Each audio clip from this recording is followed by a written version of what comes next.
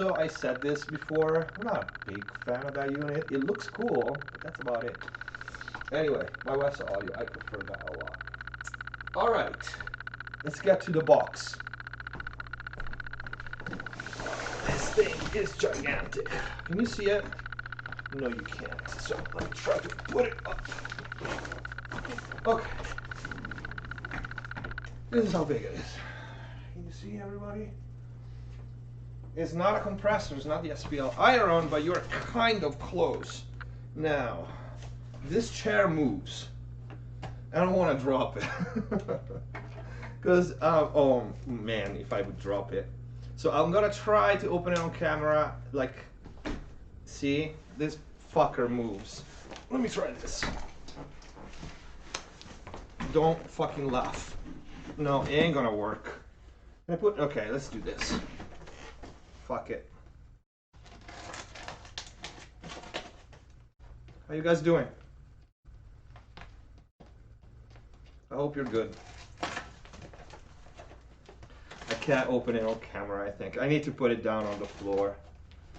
Because if I drop it, it's gonna be a fucking disaster.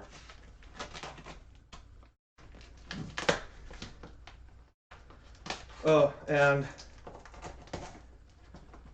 I tried to cover it, but my eyes are all fucked up right now again, because I had to do another small procedure, so I didn't really want to go on camera, but you know what, fuck it. I'm not pretty anyway, so I give a shit. Alright. Ugh. Please don't fall.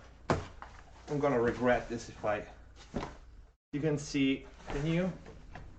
Can you? Yeah, you can probably see.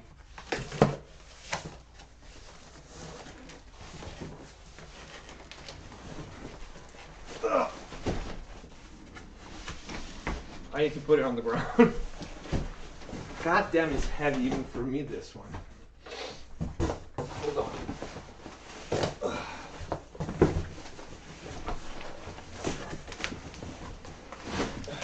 Okay. The last thing that was this fucking heavy was my freaking monitors. Chair, again. Hey, I'm doing my best for sure to show you guys this. It's a fucking mess. Okay, can you see it? Holy shit. How you doing? Mally, Sontek? Sontek one day, maybe. Where's the knife? Alright, so since everybody saw it already, oh god. This is the SPL PQ. Why did I pick this one? It's the freaking best master equalizer that is out there right now. I spoke with many friends and I was debating. Now keep in mind, guys, that I already have, people don't realize how many EQs I have, but I have many. I have my West Audio. Holy shit. I can deadlift 400 pounds and I can take 2 steps. See, do cardio. So I have my West Audio Prometheus, which is a stereo dual mono mid-side Pultec style EQ, which is perfectly fine for mastering. Solid state, which I actually like better on the low end. I have my Drummer 1974, which is, again, I bought this thing, which is freaking expensive. I do this for a living, okay? Don't do stupid stuff at home. The Drummer is amazing, okay? The layout of the Drummer is amazing. I will keep using it. I absolutely love that EQ. The filters are great, full parametric. I really love it. And it should cost twice the amount of money. So, I know many people can't afford something like this. If you're in for an equalizer and you don't want to break the bank and have an amazing equalizer, which I've been using on my 2-bus and for mastering before for what, 3 years now, and you know it's great. I have the Fusion, which has the Violet EQ on, and as colored EQ I have my API 2500, what? 5500. So that is my mastering colored EQ, and I absolutely love it, but it doesn't go well, you know, with everything. So I wanted a main equalizer, and the choices are not really that many, because of course you want stepped, you want all the features that you need for mastering, professional mastering, and the mastering equalizer is very expensive, and most of them, for me, that's why I had built my own when I was in Europe, the MixbusTv, don't have, either they miss one thing or another. That's why I love the Drummer, because it has everything. Has filters, has shelves, has different, you know, slopes for shelves, have peaks top and bottom if you want. So it's really, layout and design is brilliant. For parametrics, every EQ missed something for me, you know. So the choices were Mazalek, of course. What else? That's pretty much it. I mean, the NIF EXA, what else there is I was looking at? The Craneson Ibis, which I'm not a fan of for a couple of reasons, even though I love Craneson gear. But for the most part, what you see is usually, you know, the Mazalek EQ. You see the Massive Passive, which I considered, even though I have kind of a love-hate relationship with tube gear, I do have the API 5500 as a colored EQ, but the Mali is very different, so I was considering that. And then I spoke with someone who had both, who had actually the Buzz EQ and the Mali. And another guy, another friend of mine that had the Buzz EQ, because I was considering that as well, and they all agreed the PQ is better, like it's just better. And to my surprise, my friend with the Mali said, like, I actually, you know, I had the Mali for a while and I loved it, and then I could basically almost replicate what I, you know, get from the Mali, the what I like about the Mali with the PQ, because the cost and Q. So I will do probably a full review of this one, because it has two things set this EQ apart. One, 120 volts technology. And stay tuned, because I'm gonna, I already talked to him. I'm going to bring in Joe Bizzetti, the guy that you saw modifying and improving my API, to talk about this 120 volts technology and why it's mind-blowing.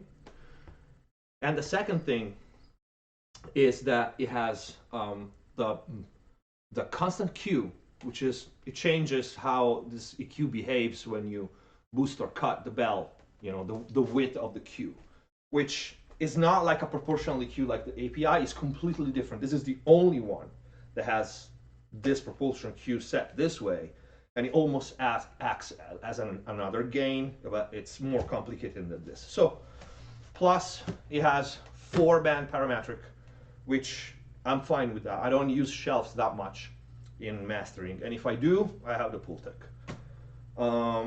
But yeah, this thing has insane headroom.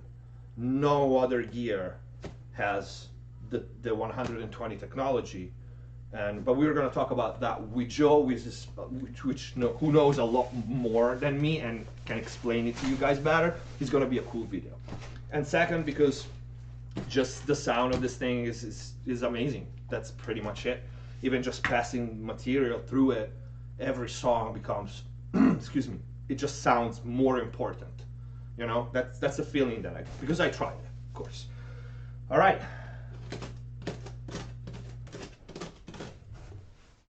Now let me see. You hate me right now, huh? Because I'm not opening it. Let me see some questions here on YouTube. Lift with your back. We can safely say I know how to lift things. Massive. I'm offended by that remark. Anything tube is automatically amazing according to gear slots. I love you. So get someone who lifts to help you. I know. I'm not strong enough. This is how concerned I am. But what's on Instagram here? Don't let it slip. No, it would be really fucking bad. Okay. Imagine if I drop it now.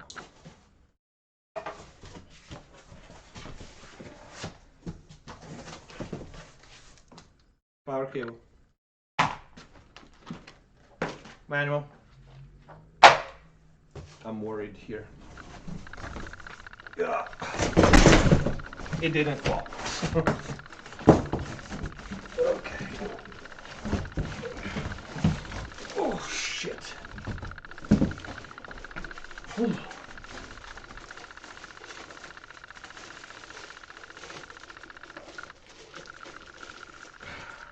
Here we go. Tight. But this thing is big. Oh, and where do I put it? Hold on, let me come here. Where do I put it? Because it would be insane for me to... I mean, I still don't know. I will try, but I don't want to rearrange my desk. So I got a side rack to be... that will sit here next to me, like on the side. And it's like slanted and upwards. So it's basically at the height of the desk, only on the side. So I think that will be okay. Holy shit. Instagram first. It's big enough. That is pretty cool, huh? And YouTube. Where are you guys? Okay. There. Yeah. So it's a pretty big thing. All right. Well, that's it then. This is gonna be the video. I'm excited to try it. It's a really, really cool faceplate. Okay, you can probably see it like this. Both of you, YouTube and Instagram. Pots are all dented. There's a ton of, settings. You can probably see it from the faceplate. There's a 1/4 gain switch for each band. 4 parametric. You have gain, frequency, and Q. At the bottom you have buttons, push buttons, orange and blue, I think, to activate and deactivate the bands and to engage the constant Q or not. There is an auto bypass, which is a function that very few people understand. For what I heard from people, like the auto bypasses, so you're not biased because you're pushing the bottom, but I don't actually know almost anyone that actually uses it. But yeah, this is it. I'm gonna try to put it on the desk for now so I can take a couple of pictures. And that's pretty much it. I'm gonna put it down now. Here, and that's it. That is cool, yeah. So, Instagram guys, I'll see you soon. I'll probably gonna sit here and take 10 minutes of questions if there are on YouTube, and as soon as the side rack arrives, it's really cool. The side rack that I got, like I said, is up and slanted. It's 12 units, so if something else comes up, we'll be able to put it there. Also, the video on this is coming soon. You on Instagram, you can't see it, but they can on YouTube. At this point, I don't know, not many people still understood what this is. It's another freaking mind-blowing unit. So stay tuned for that. Instagram, see you soon. And let's move this camera here. Let me see. Can try to take a couple of questions. Let me sit here and see what you guys are doing. How are you doing? It's a mid-side EQ as well. No, it's not, but I don't have that problem because I have this. And I don't want to say what it is yet. Some people know because they know. Very few people know that unit, but you know, the ones who do, they already named it. But I can run everything in mid-side for my 2-bus or mastering for 2 reasons. One, because my EQ and my compressor are insert in the Fusion. And the Fusion, when you keep the insert button pressed for 5 seconds, it turns into mid-side, so you can use whatever you want as mid-side, the compressor and the EQ. Now the compressor is this one, which has a mid-side, so I don't need it. But for the EQ, if I want, I can do it. If I don't want to tie my EQ, and it's something I will have to think about, to my insert in Fusion, which I'm not sure, we'll see. I can run it in insert here, because this unit is in my 2-bus and for mastering rig, so I can. This thing has an insert, and I can run it like that if I want. But yeah, I have no problem with the fact that it doesn't have onboard mid-side, you know. Well, will this go in terms of your mastering chain? That's a good question. I need to figure this out. Now, as for right now, if I don't remember wrong, because you know what, I set my things up and I don't remember. I could be wrong. I don't remember if the EQ, the drummer that I have right now, it's after the Neves. The Neves are first. Then I don't remember if the drummer comes after, and then the Fusion with the compressor in insert, and then the green unit here, or the drummer is after everything. No, it can be. So it's basically before compression and before the Fusion, because it's well, not before the Fusion. No, it's before the Fusion. So Neve, EQ, Fusion compressor, and the green unit. But I don't know where this one's gonna go, because I was thinking either to put it in insert in the Fusion with along in side chain to the compressor, or put it after the compressor anyway. I don't know. Merging technology. It's funny because I've been to a couple of their events because one of my friends was endorsed by them, and I know they have good products, but other than that, I really don't. I never tried anything myself for more than what you try in a demo.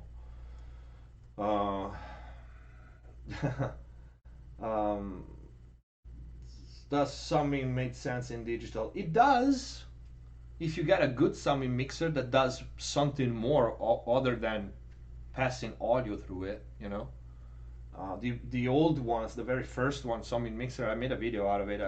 I don't see the point, the point, the marketing sentence line for the summing mixers was basically, the digital summing is a bottleneck, you need to fix that. No, you don't need to fix shit. There's nothing wrong with this digital summing, it's perfect. So you don't like perfect, that's a good point, but don't say that the digital summing is a problem, you don't have to solve anything, it's perfect. But other than that, it depends on what else do you have. If you only have one unit, I don't think it should be a summing mixer. You can do a lot more damage with a good compressor, with a good EQ. Damage as in positive. You can do a lot more things, let's put it this way, than just have a dumb box where you just do nothing, just pass audio through it. It's bullshit. But the new models have added features, and they are more like a box, like a Fusion with several different colors. That could make sense. I still prefer a unit like the Fusion, but that's just me. After the compressor would be great. It's debatable. It depends how you use compression and how you use EQ. Let's talk about mixing. I do really broad strokes and very, very fine movement on my 2-bus EQ for mixing. is never more than 1 dB on any given band and filters. So I rather the compressor I rather push things into the compressor, you know, because it also keeps things together. If you do it after and you boost something, which happens on the 2-bus, then that is out of your compressor, you know. So up until now, I always liked the EQ before, but you know, I might get a switch for this one because it's different when you use it in mastering. In mastering, you could want to have a compressor first and a EQ after. We'll see. You have a patch bass? No, I'm completely free of patch bass, and I freaking hate patch bass. I just have a shit ton of analog IOs. I have, you know, all my 2 Motus, the Etruria. I have the Dangerous converter. So no, I don't, you know, I don't use patch bass. I hate patch bass. They're messy. I have, you know, my setup is pretty straightforward. Every channel is a unit. Every channel is an hardware insert. I have my two bus side chains. So yeah, I don't like patch bass if I can't avoid them. Hold on a second.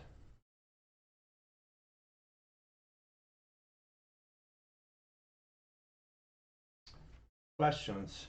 You got to put the EQ on your desk because you're not going to want to turn your cart rack for long periods. No, the cart rack will be on this side. Will be on this side here. I don't want to, I don't really, I mean, I will have to try. It's a busy unit for sure, but even if I put it here, I have to take out everything because that thing is 4 units. So I have to take out all my 500 series and my other EQ. If I could only take away the Fusion and the drummer, I would have. But this is too many units for me. It's 1, 2, 3, 4, 5, 6 units that I have to turn that way. You know, I don't do that much tweaking on the EQ. So I'm fine having it there. And also because it's so big, even if I put it there, I have to do this to see the knobs. While here it's lower and I can see it from above. I think it's gonna be better, but we'll see. You know.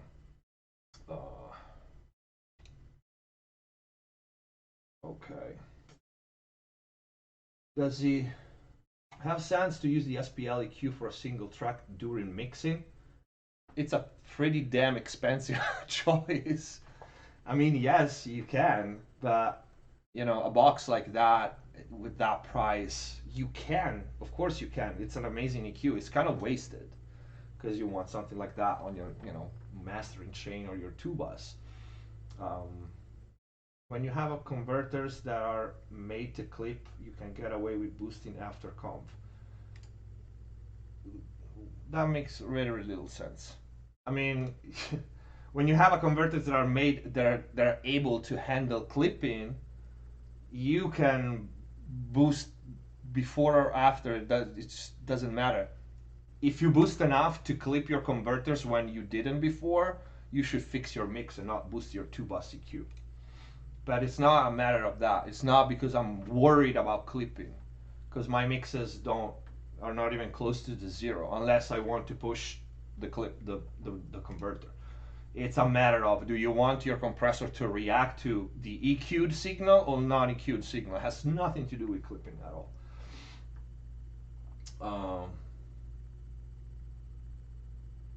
I never tried Waves Factory Spectre. What do you think about it? I don't know.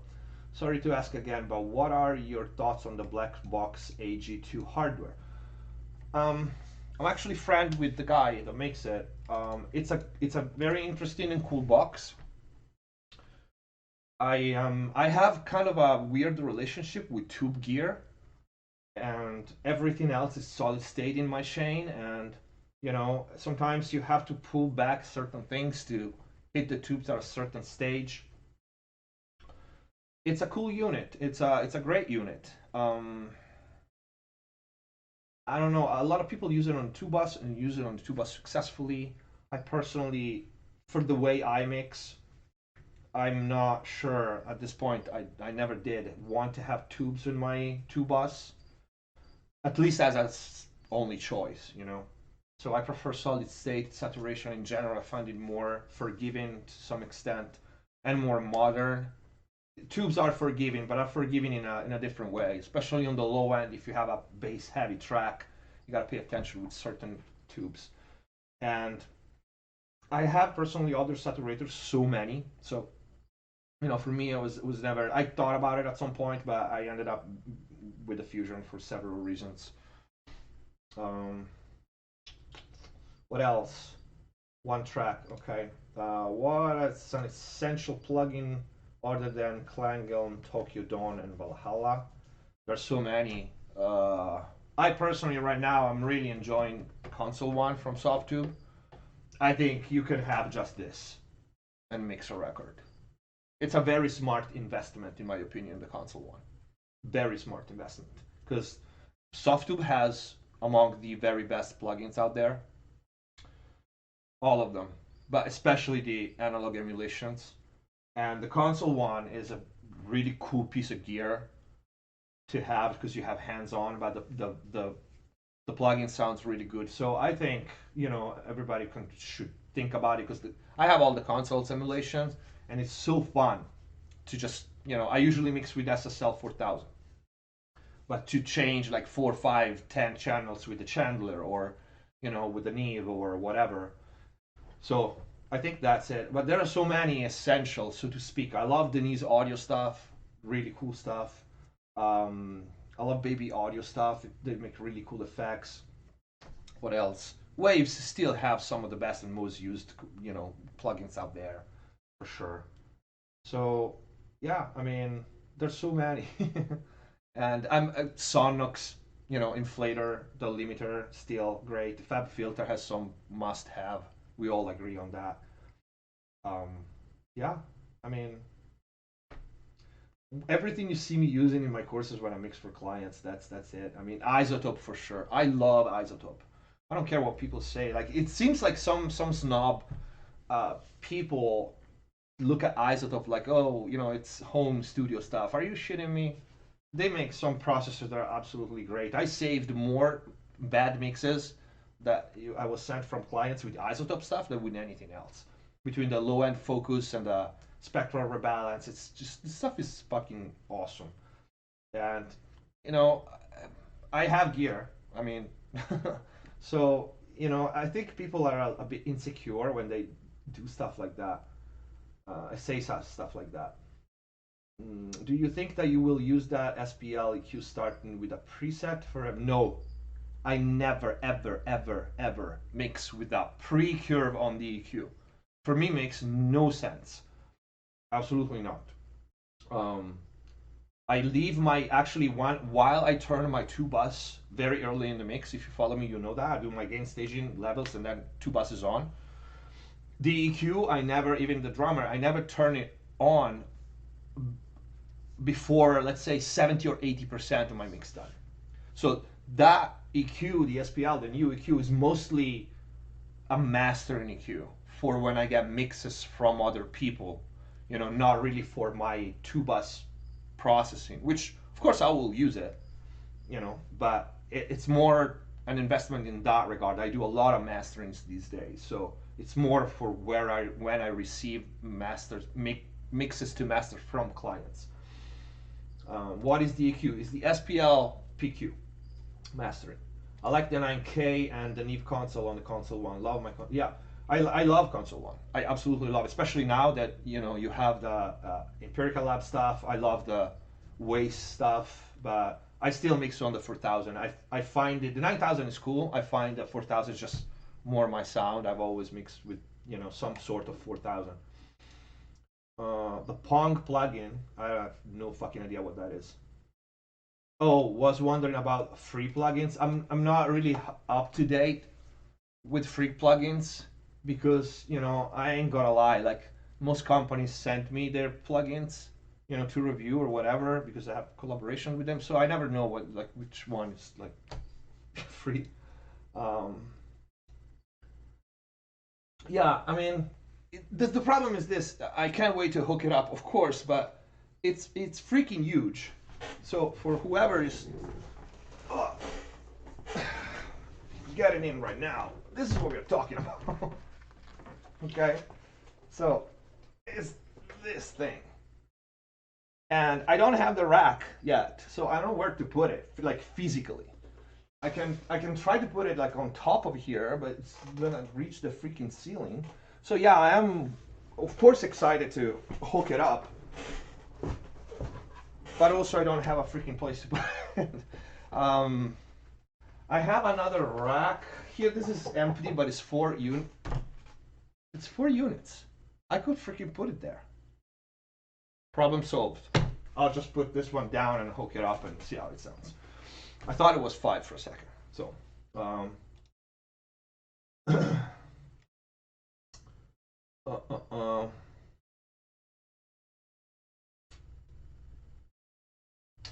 like I said, free plugins, I don't really, you know, I'm not that up to date with free plugins. Maybe I can do a video. I can just, you know, refresh my own memory and share it. I filmed a video today, a really, really cool video on rock vocals, female rock vocals. Is bits of the Izzy T and the all-female superstar band that I mixed. They're doing very well, so I filmed a bit of that, and that probably is going to be the next course for members. It's really cool.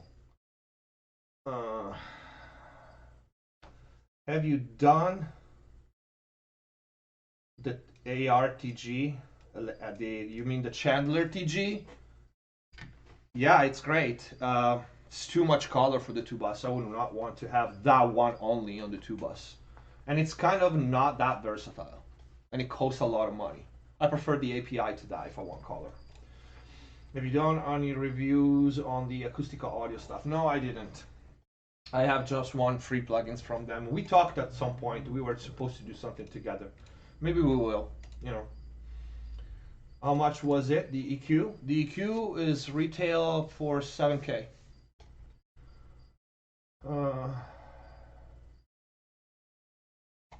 I always see those Gap 3 comps and I never hear about them. I use them a lot. You know, they are mono, so for my mixes I use them a lot, either guitars or vocals. The 3A. The 2A is usually gets one vocal. But being mono today, I receive a lot of stereo stamps for like hip hop and stuff. 2Gs, transformers like two grand. The pass EQ is $7,000. I wish it was 2 grand. No, it's not the Mali. It's the SPL pass EQ. No, sorry, not the pass EQ. The PQ. Since telling about mastering, you know what? I can try to do, no I can't, I have that one on. I was thinking of putting it here so you can see it, but I can't put it anyway. It's freaking huge. No, it's not 15 kilos by any stretch of imagination. That thing is more about probably something between 25 and 30 kilos, something like that. It's insanely heavy. Since talking about mastering chains, would you recommend the better make a limiter? No. I'm going to buy a thing, but looking at alternatives, I wouldn't. I freaking wouldn't. Other than the companies, you know, or I can't talk about this, but no. Brick wall limiting was born digital for a goddamn reason. That's where brick wall limiting was born, in the digital domain. Why? Because that's its place. So I don't see the use for an analog brick wall limiter. Plugins are invented that function. They are great at it. You can have, for the price of that thing, you can have all the brick wall limiters in the market and then some. There's no reason for me. It's just not a good investment. I'm getting the LE Arouser plugin. You think it's worth his $2,200? Yes, I just look. Today I just said that I filmed that bit on rock vocals. I had my real distressor on two of the vocals, and for the video I didn't feel like turning, you know, the distressor on, and also because I didn't have the recalls, I just tweaked the arouser and just, you know, it was there. I like both the soft tube version, the mic key, and the arouser. The arouser, I don't know if I can say this. It's getting updated soon. It's gonna be cool. But I like both, and they kind of are different because the arouser is not a one-to-one of the distressor, while the mic key is more, you know, close to, voluntarily close to the original hardware. I think I like both, and I think, yeah, I mean, $200 for a plugin. It's, I know some people like think it's expensive, and I understand, but guys, $200 is not that much. You know, you have a plugin that is a great plugin. You can open as many instances as you want. You want a real one of these? That's like $1,500 used. You know, and you have one. So we live in an amazing time. You know, Kali Audio making coaxial monitors that are great, like for a dime. You know, and plugins are amazing, and the price is not like Lizzy Q is $7,000. You know how, and of course, when you do it professionally, the investments are different. But you know, it's just a matter of like, look at the big picture. I understand that the plugin $200 for some people is a lot, but it's not. You know, the audio world is expensive, so I think it's worth it. Yeah.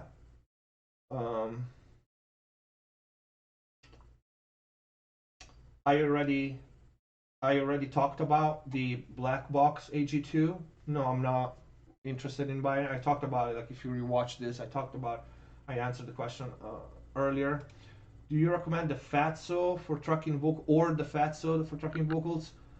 I don't know what was the Emma Vallis. I don't know what the other was. I mean, the Fatso is an amazing unit. I have two for a reason. I have one here and one there, and it's stereo, so it's not that I need a pair because it's mono. It's just freaking awesome for anything. That's why I have 4 channels of it. It's freaking amazing. Do you want to use it for tracking vocals? Yeah, it's amazing. Go for it. So there are very few things that the Fatso is not good for, because basically, remember, if you saw my review, it's like 4 processors in one. It's a saturator, it's a compressor, it has a warmth circuit, and then it's a clipper. So, you know, you have so much variety, and you can link it, unlink it. So it's a great unit. Next one. What time is it? 5. Another few minutes, and then I gotta go. The free one select. Yeah, Kotelnikov and Molotov is amazing. So everything that Tokyo Dome Lab makes free. That if you don't have it, Nova is one of my favorite plugins. The EQ, the Slick EQ. So, based on your experience, what do you think are the music opportunities in Europe versus US? Well, US you have a lot more. That's no doubt. You know, Europe is still very behind. There are less opportunities in general. They're harder to get. They pay less. It's, you know, but remember, it's not just because you come to the US, the world is going to open to you, because here you fight against the best in the world. So there's, you know, two sides of the coin. Yeah, there's more opportunities because there's a lot of more talented people that will get it instead of you. So, you know, it all depends. What would you do? What would you do to find a building you can build into a proper studio? Walk around the blocks. That's, you know, what most people do. You walk around a neighborhood that you like, you see in person what's available and what not. Yeah, and you take a look at everything, you know, power grid, if it has like central air, what's around, what's on top. Are you near something that is noisy, like an airport, or, you know, there's a lot of traffic? Everything, you look at everything. The SPL2BQ will give you everything you're missing in your chain, my friend. Yeah, I mean, I think it was, the SPL is not tube, it's the PQ. solid state and super transparent. It has insane headroom. But yeah, it was the, I mean, the right choice. Is definitely for what I think the best mastering, overall mastering EQ there is out there. Period. You know, in this price range, of course. Is the AAOC818 your main vocal mic? I absolutely freaking adore the Austrian Audio OC808. Is the only mic that I kept, other than the SM7, just because you have to have an SM7. Because it does everything. It stops earthquakes basically. It does everything.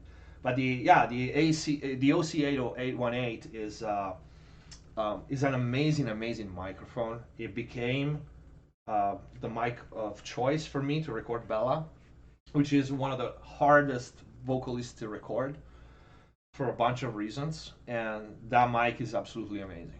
Aside from the features, I was here, she was recording, and I was like changing patterns from my phone or adjusting the low pass filter from here, and then saving one setting, saving another settings, and switch back and forth while she was singing and see which pattern was working better. Like, it's freaking awesome. But it sounds amazing. It sounds so velvety and I don't know, and modern and it's just flattering. I love it. It's not overly bright. Has a nice body to it. It's just beautiful. I really like it. It's the only mic that I kept.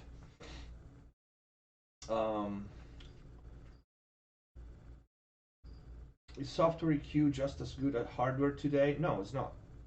Why do you think we spend $1,000 in hardware? They're not. They're not. Do they do their job? Of course. But is there a difference? Yeah. Otherwise, why would we spend $7,000 on EQ? We're not all. We're not that stupid. There is a difference.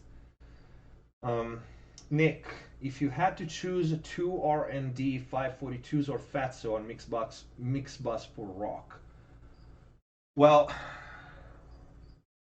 that's a hard call, but I want to say the 542s for two bus.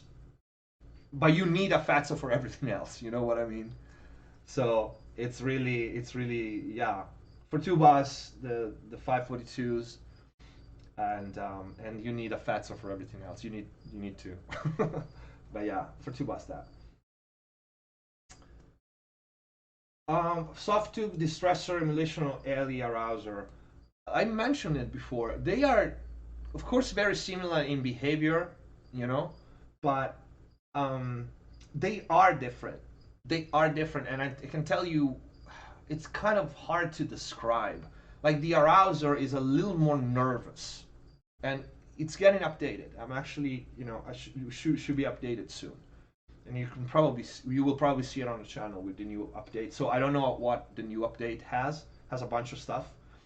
While so it's a little more snappy and a little more nervous and a little more in your face as a tone of it, and it has some different features. Like, you can, the saturation that you can both set independently on the soft tube and the LE.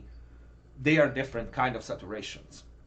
The mod on the arouser make that attack so versatile, while the soft tube version is pretty damn freaking close to the real hardware, So it's really hard. It's really hard to say which one is better.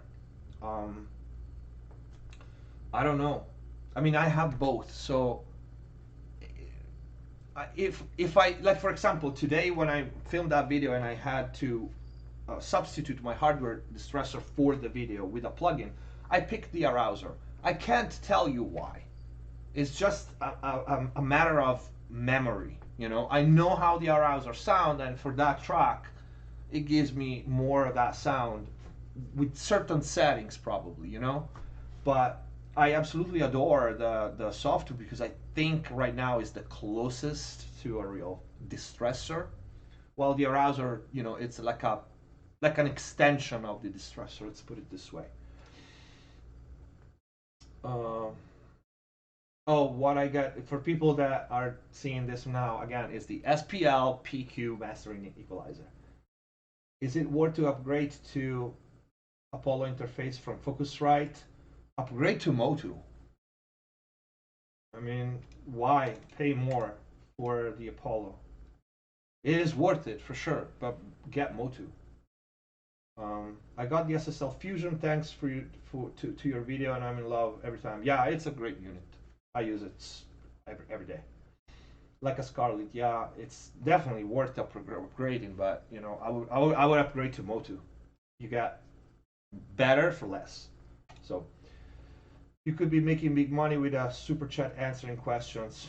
I don't know. I mean, probably you're right, but I have like very limited time, and the super chat should be on. I don't know if it's on. I don't know how to use like the live things, but you know, maybe we'll try to do more live streams if you got like it.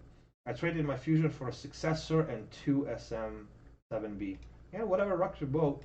You know, if we all use the same gear because there was one best, we would all use the same. And here's the big master in the queue. Asked you a few days ago. I knew it. Congrats. Thank you. Yeah, the PQ. This is amazing. Thanks, DJ Urban. Have you tried Slate FG Stress? No. I have no reason, really. I have basically 2 of them and 2 Fatso, so I basically use it when either I'm not mixing here, which doesn't really happen, or when I'm out of hardware and with the LE and the soft tube is covered. For singles only, why can't we just master straight from a mix? For example, take a mix straight from the DAW and run it through a mastering chain as a final. If you do everything yourself, I've covered this. If you do everything yourself, you can do whatever you want. You're missing the purpose of mastering anyway by mastering stuff yourself. So it doesn't matter. You know, I don't want. This is not. I hope this doesn't get, you know, taken in the wrong way. But if you're mastering your own stuff, why master at all? Just because you open a new page or a new project and you name it mastering? It's you, it's your gear, it's your skills, it's your ears, and it's your room. What freaking changes from mixing? Nothing, you know? So if you have something to do in mixing, do it in mixing. It's still you. Now there's something to say about doing certain processes on a 2-track as opposed to retouch the balance of a mix, which is a little more complicated. Like you prefer to do certain moves on a finished mix. Simply because this is the most important. So I give examples.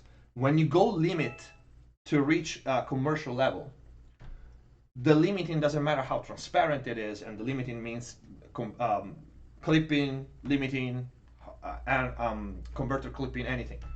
Those processes are destructive. They will change the balance to some extent. So if your mix art is perfect, you need to rebalance to counteract the side effects of the limiting with certain moves, with a cue or some other thing, to go back to how the mix was sounding if it was perfect. If it wasn't perfect, then you know you also have to do stuff before that. So that is the only reason, because you want to do a separate project for mastering, but it's not mastering. It's not, because you're doing it in your room, where you mix, where you probably recorded the song, where you probably wrote the song. So it's not really mastering. It's just, it makes no sense. So in your question, can you run it through a mastering chain? Yeah, you can. It doesn't, you know, make any difference whatsoever. The purpose of mastering is having an expert, hopefully talented engineer with, you know, adequate monitoring and adequate gear. But that's all secondary. With a fresh ear, with a fresh perspective, with experience and references. Ouch, my elbow. To bring your mix to its full potential. And like I said in that video, mastering is not even that expensive today. So if you care about your music is gonna be out forever, you know, that's a little investment like I think people should do. Because, you know, I see reactions of people that, you know, maybe they take like a month and a half to, you know, to you know, gather the money to do like a mastering for 3-4 tracks, but how happy they are after. And most people who didn't try a good master engineer don't know this, but you should really try, because when you mix your own stuff, it's not mastering, it's still you, still everything you. So it makes no sense. And as for running a mix through a mastering chain, that makes no sense. There's no mastering chain. The mastering chain changes every time. Even this, if you tweak it like this or this, it changes. So it's not just you turn on the machines and you run shit through it. It's the man behind the machine that makes the difference, not the machines itself. Do I still have time to work out? Yeah, I work out 6 times a week. Of course I do. You make time. You have to. If you only have a few ADDA conversion, is the Focusrite Scarlett sufficient? Well, it depends for what sufficient. The mid-range audio interfaces nowadays, they're pretty good. They're decent. They won't give you the best result, of course. The price difference is there for a reason. I don't know what the number of ADDA. Oh, you mean if you don't go in and out, probably? Yeah, of course. If you don't go in and out for your hardware, it doesn't freaking matter. You can have like this as your sound card. It doesn't matter because you're not going in and out. If you're going in and out once, I would not advise to do that with a Scarlett. That's just me. Don't fix your mix in the master. Yeah, well, of course. We're experienced with Rainbow's console and machine. Never tried, not interested. Don't care. The FG stress is 99% there. No, it's not. I did try it. I mean, it's not that I've never worked with it, but you know, there are very, very few plugins that are 99% to the hardware, and you can count them on one hand. What audio cables do you use, and do you use the same cables through your studio? Yeah, I think I have all Mogami, and I might have some cloths. That's my cabling. What you should look for in a mix better before sending it to mastering. It's hard for me to decide when the mix is done and ready to master. You send it to a mastering engineer. You send it to me. If you're gonna hire a mastering engineer, I give free mix consultation once you book for a mastering. You know, and I tell you like, hey, before me start working on it, can you change this and that? The result would be a lot better. If you can't, I'll master whatever. But that is your question is basically what you pay me for, and it's not because I don't want to tell you. It's because every mix is different. So every mix you need to assess what the mix needs, what's there's to fix, and what you can enhance. And some things, yeah, it's better, you know, if you talk with an engineer and he tells you like, you know, I don't know, this snare, it's this, you know, it's all on the stereo portion of the signal and you got no snap in the mid. Just can you know, retouch it or something? Is your room proper? Yes, my room is of course planned and acoustically treated. Dave Bass, which is a amazing studio builder, helped me out, especially with this wall. By far the best solution on why you should not self-master. Yeah, I mean, it makes sense, right? Do you think at this point all recently released prosumer converters are on par with, say, Digi? Well, that is a good question. Do you think at this point all recently released prosumer converters are on par with the Digi 192 or Apogee 8060X, 16X, which are old converters? Let's put it this way. The costs of manufacturing, especially for interfaces, went down really, really a lot. So for little money, today we do have converters that are superior spec-wise on, for example, the Digi 192. There's no doubt about it. There's no doubt. You know, even like the little Etruria that I reviewed, the little box, it's amazing. And it, you know, it's not that cheap, but it's still like $700. I think it's the specs are amazing, and so like the Moto gear is like amazing, and they are so much cheaper than you know, what those converters costed like 15 years ago. So your question, generally speaking, is yes, but actually not generally speaking, is yes. The only thing is there are few converters that are old, like the DSD, for example, that they have a certain character that some mastering engineers, for example, use because of that character, because they have been used in records that became like legends.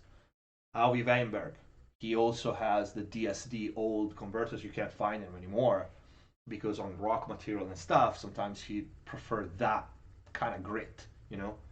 So, but yeah, in general, yes, definitely. Um, the mix should grab your attention and the whole mix of emotion. Yeah. Sorry, super late to the chat. It was improvised. It's not your fault. I forgive you. The question was not on before. How do you think about producing a track into a mastering set? No, don't fucking do it. I mean, again, we go back to the question is producing a track into a mastering chain or like a mastering plugin like Ozone. Don't freaking do it. I mean, we go back to the question I answered earlier. If you master your own stuff, doesn't matter. Just do it. Don't do it. It doesn't change anything. You know, it doesn't. It really doesn't. But this is not how professional products are done. You don't mix and even less produce anything through a limiter or a pre-made curve on an EQ. It would be like starting a painting, and you just splash a bucket of red on your canvas. Why? You know.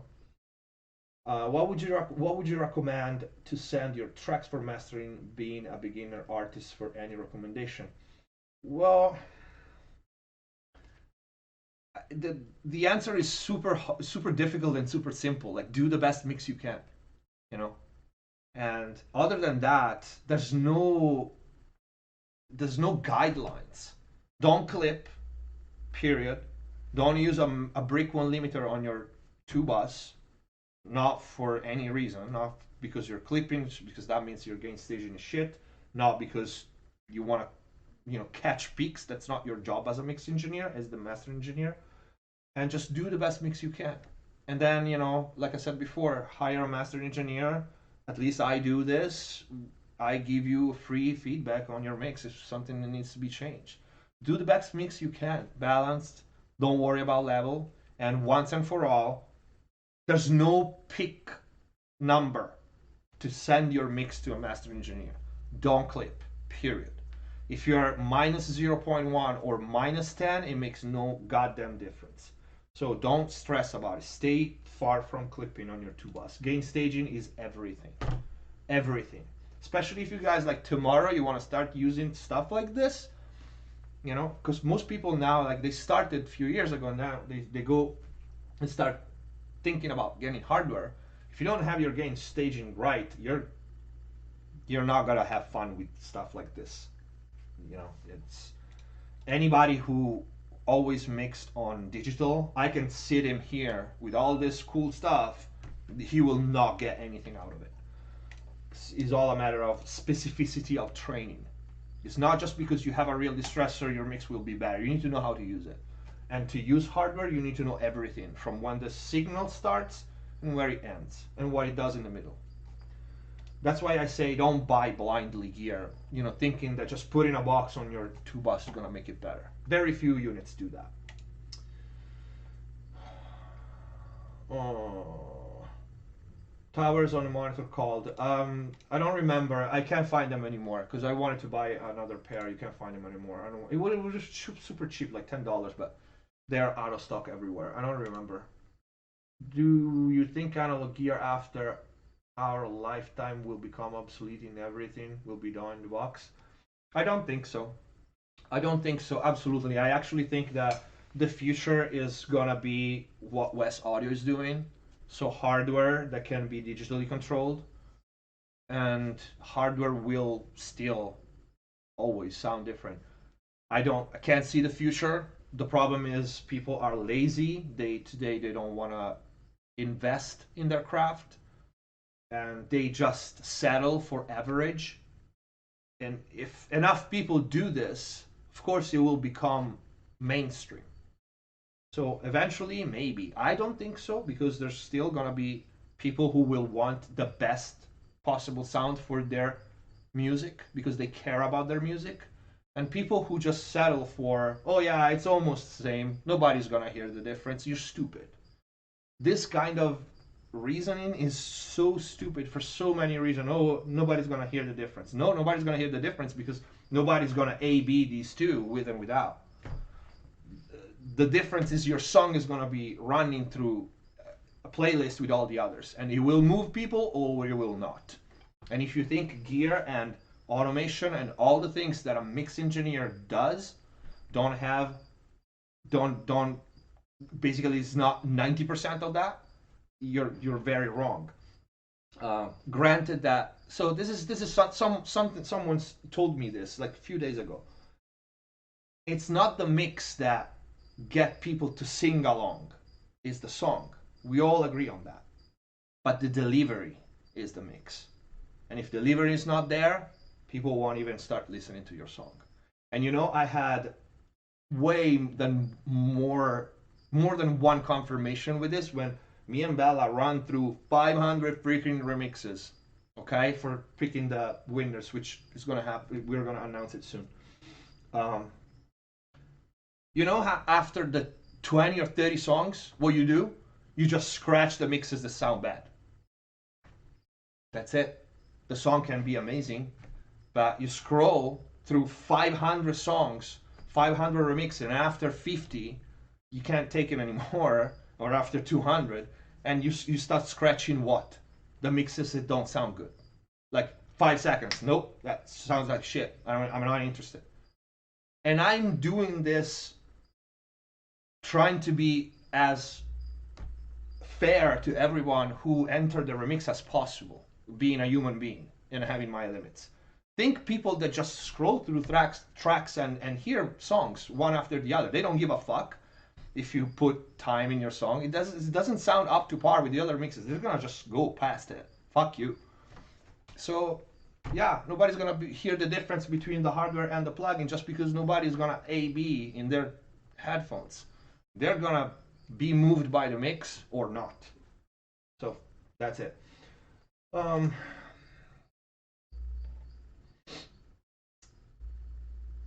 I struggle with snare clipping a lot. I'll go ahead and admit it. Well, clipping as in your level is too high, lower. And snare is too low in level, lower everything else. It's gain staging. For snare, use saturation. I have like my most popular video on it about it. Austrian Audio or sure. Well, you Austrian Audio OC 101 181 or sure SM7B. I have 2 microphones.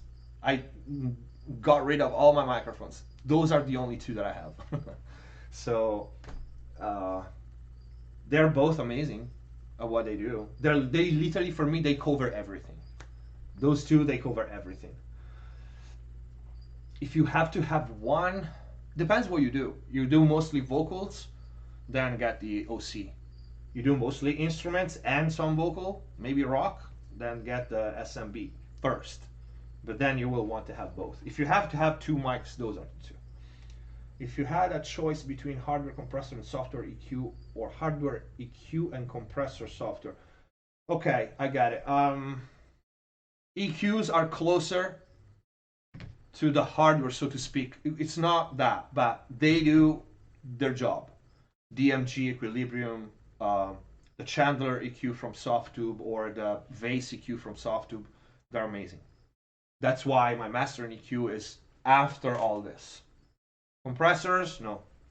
Compressors, they still, there's still a big difference, in my opinion.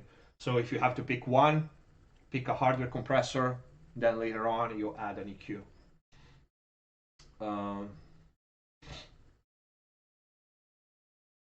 Has the fader one on his desk behind his left elbow. No, this is the console one. These are the TC Electronic Effect. I don't have the fader.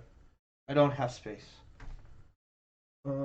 I got it. I'm finishing my mixes well below -6 dB, so I'm fine with that regard. Yeah, yeah, you're fine. I try, but louder is better. Well, then, knock yourself out.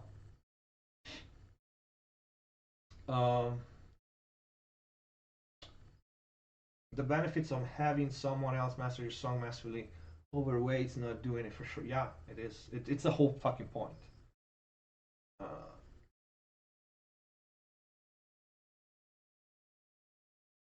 Do you mix for television, film as well? If so, what are the challenges between commercial music and music for film? I never mixed for film. I mixed for an extended soundtrack for a video game, for a big video game, and I mixed 2 commercial. For the video game, the challenge is you have a visual reference. I mixed parts in which, you know, the music plays when the video in the game plays. So you have to follow that.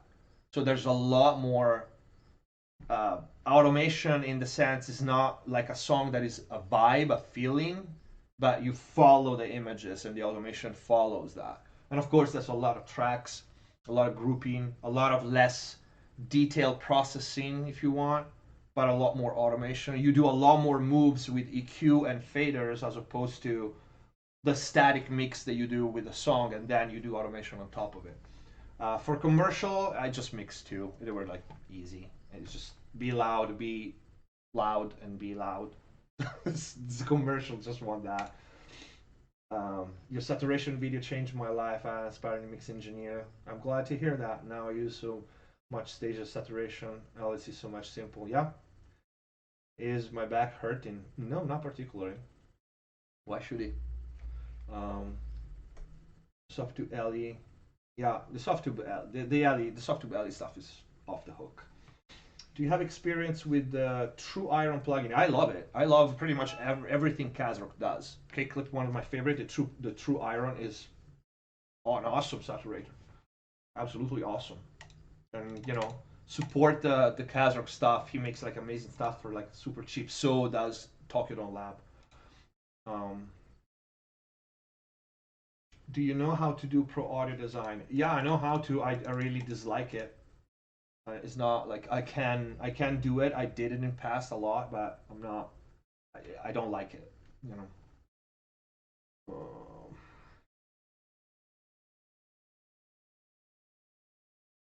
All right.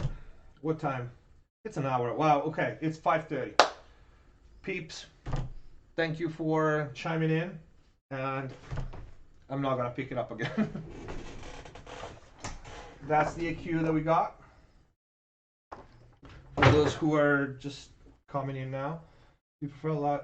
And I gotta go. I'll answer the last question. Do you prefer a loud track that sounds good or soft track that is very dynamic? Depends on the track. Some track are good, you know, sound good when they are dynamic, and some track they're good when they're like a brick wall of fucking power.